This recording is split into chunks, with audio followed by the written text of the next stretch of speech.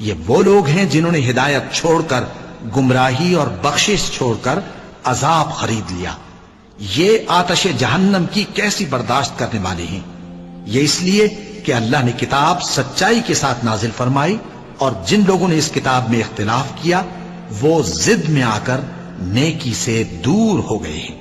نیکی یہی نہیں کہ تم مشرق و مغرب کو قبلہ سمجھ کر ان کی طرف منہ کر لو، بلکہ نیکی یہ ہے کہ لوگ اللہ پر اور روز آخر پر اور فرشتوں پر اور اللہ کی کتاب پر اور پیغمبروں پر ایمان لائیں،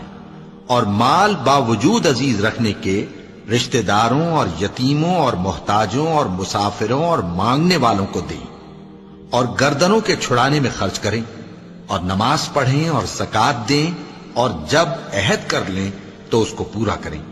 اور سختی اور تکلیف میں اور جنگ کے وقت ثابت قدم رہیں. یہی لوگ ہیں جو ایمان میں